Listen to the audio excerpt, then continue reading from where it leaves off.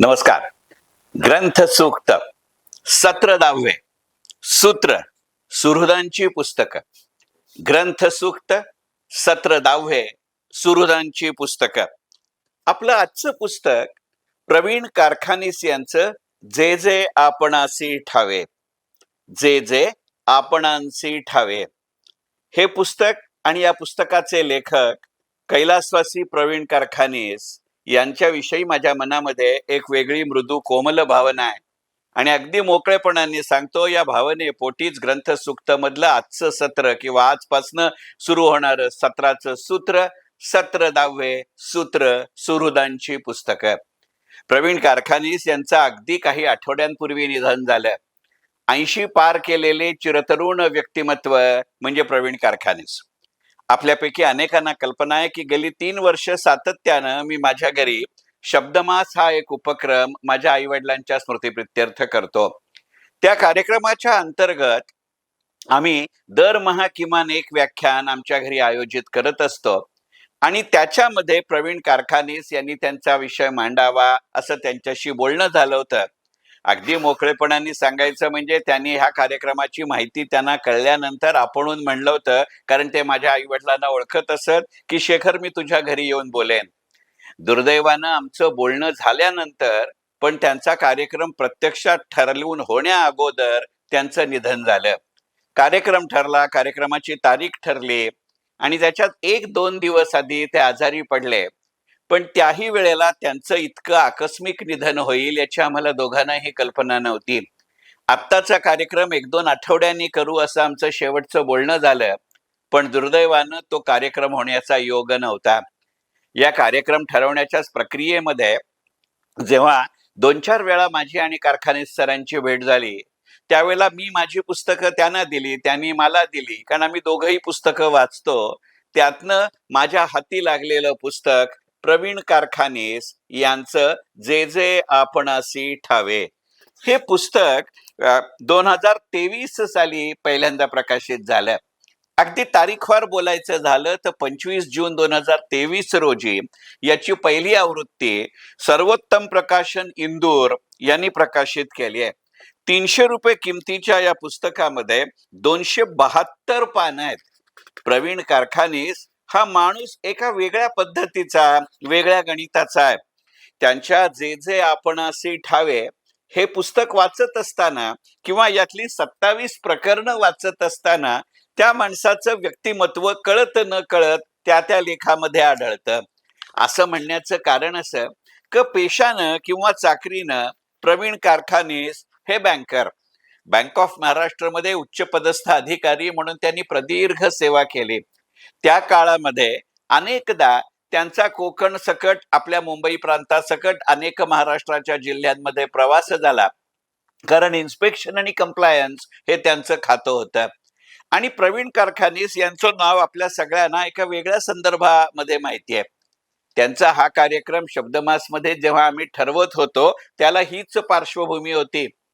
1976 साली प्रवीण कारखानीस आणि त्यांच्या 7 सहकार्यांनी डोंबिवली ते लंडन आणि लंडन ते डोंबिवली किंवा मुंबई असा संपूर्ण प्रवास दुचाकी किंवा मोटरसायकलवरनं केला होता आणि त्याला 50 वर्ष 2026 साली पूर्ण होत होती आणि त्या 50व्या वर्षाचं साजरीकरण म्हणून शब्दमासमध्ये प्रवीण कारखानीस बोलणार होते.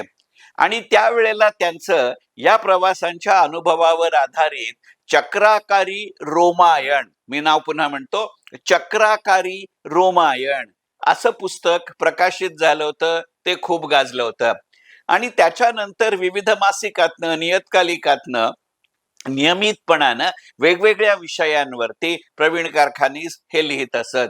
कारण एकदा 1976 साली त्यांनी दुचाकीवरनं किंवा मोटरसायकलवरनं भारत ते युरोप आणि परत असा प्रवास केला असं नाहीये. त्याच्यानंतर सातत्यानं आपल्या देशामध्ये आणि परदेशामध्ये प्रचंड मोठ्या प्रमाणावरती प्रवीण कारखानीस सातत्यानं फिरत असत. म्हणजे मी गमतीनं असं म्हणतो की माझ्या माहितीमध्ये इतक्या सातत्यानं आपल्या वयोमानाची पर्वा न करता फिरणारी माझ्या माहितीतली 2 माणसं, एक प्रवीण कारखानीस आणि दुसरे जयप्रकाश प्रधान. आणि प्रवीण कारखानीसांचं दुसरं वैशिष्ट्य म्हणजे त्यांच्या मृत्यूपर्यंत सलग 59 वर्ष, शब्द नीट ऐका, सलग 59 वर्ष ते दरवर्षी नियमितपणानं साहित्य संमेलनाला जात असत.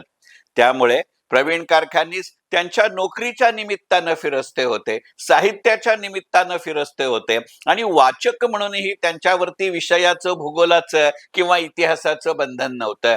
काव्य प्रकारापासून ललित लेखांपर्यंत आणि ललित साहित्यापासून प्रवास वर्णनापर्यंत अनेक माध्यमातनं प्रवीण कारखानीस सातत्यानं लिहित होते.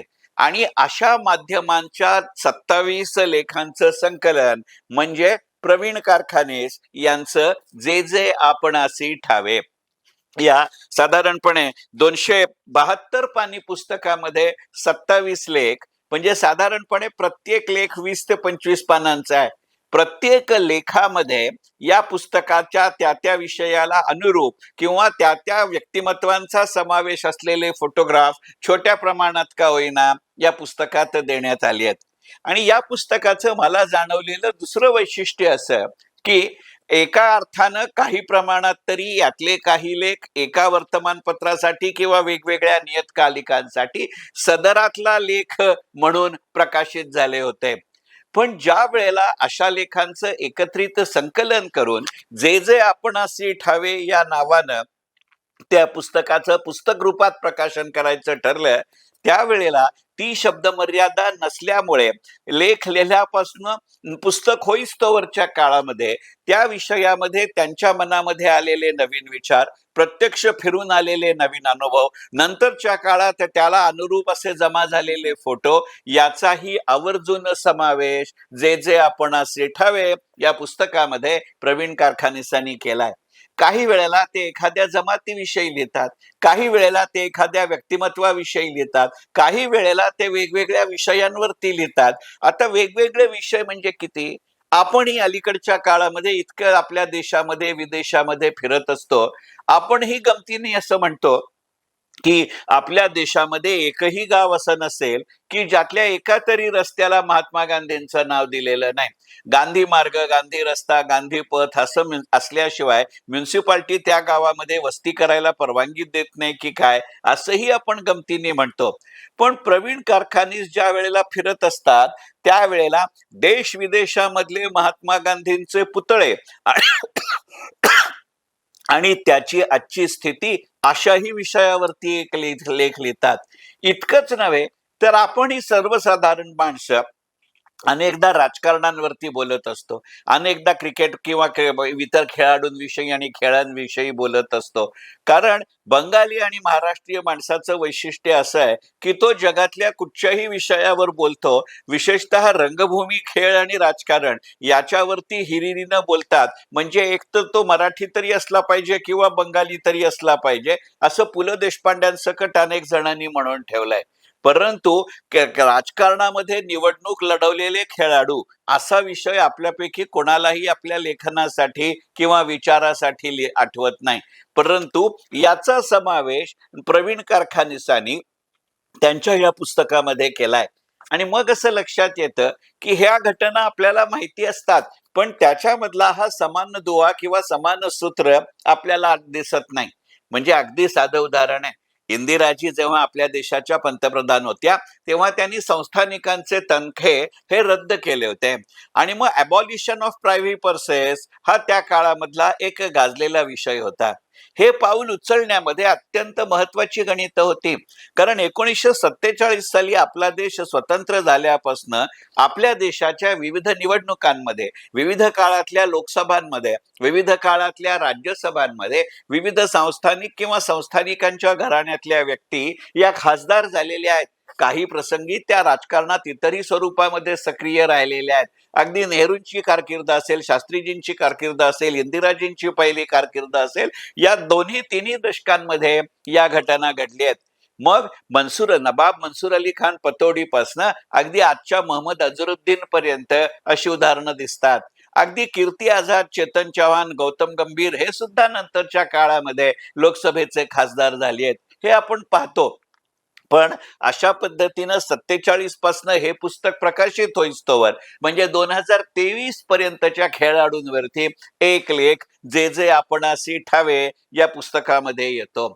तशाच पद्धतीनं आपण विविध देशांमध्ये प्रदेशांमध्ये फिरत असताना अनेक ठिकाणच्या लायब्ररी ग्रंथालय यांच्याविषयी आपलं मन मोहिलं जातं. आपण वाचक असू वा नसू, आपल्या वाचनामध्ये सातत्य असेल वा नसेल, पण आपण पटकन इंग्लंडला गेल्यानंतर म्हणतो काय ऑक्सफोर्डमध्ये लायब्ररी आहे किंवा काय जर्मनीमध्ये लायब्ररी आहेत. आणि मग या पुस्तकांची गावं ही संकल्पना त्यातनं आपल्याकडे विनोद तावडे जेव्हा महाराष्ट्राचे शिक्षण मंत्री होते तेव्हा अंमलात आणली गेली होती.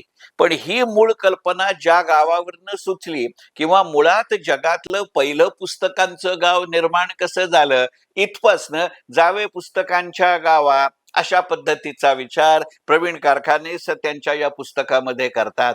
विश्वसुंदरी स्पर्धांसारखा विषय असो, अग्निशिखरांचा देश जपान म्हणून असो, दक्षिण ध्रुवाकडचा प्रदेश अंटार्क्टिका म्हणून असो, गिर्यारोहण फक्त आपल्याकडे नाही पाकिस्तानमध्येही होतं म्हणून पाकिस्तानी गिर्यारोहणाचा प्रवास म्हणून असो, आर्मेनिया सारखा देश असो, अशा विविध विषयांवरचा समावेश प्रवीण कारखानीस यांच्या जे जे आपणासी ठावे या पुस्तकामध्ये येतो. दोन विशेष लेखांचा उल्लेख करून हा व्हिडिओ संपवतो. त्यातल्या पुस्तकातलं सगळ्यात पहिलं प्रकरण हे इस्रायल विषयी आहे. याचा उजळता उल्लेख अशासाठी करतो की ग्रंथसुक्तच्या या भागामध्ये इस्रायल या सूत्र धरून आपण 12 ते 13 व्हिडिओ केले होते. आणि मला सांगायला मनापासून आनंद होतो की इस्रायलच्या त्या व्हिडिओंची विविध राजनैतिक पातळींवरती सुद्धा जाणीवपूर्वक दखल घेतली होती. त्या इस्रायल विषयीची काही माहिती आणि त्याच्या संबंधानं भारतामध्ये गाजलेली ज्यू ज्यांना आपण बेने ज्यू असं म्हणतो त्यांच्याविषयीची माहिती या लेखानं या पुस्तकाची सुरुवात होते. आणि अशाच पद्धतीनं आपल्या देशातली जुत्री जमात म्हणजे पारशी यांच्यावरच्या लेखानं या पुस्तकाचा शेवट होतो. त्यामुळे चोखंदळ वाचकांनी ललित साहित्याच्या शैलीच्या आहारी न गेलेलं तरीही माहितीपूर्ण आणि रसपूर्ण असं पुस्तक म्हणजे आता कैलासवासी असं दुर्दैवानं म्हणावं लागतं त्या कैलासवासी प्रवीण कारखानीस यांचं पुस्तक जे जे आपणासी ठावे. मनपूर्वक धन्यवाद. ग्रंथसूक्त.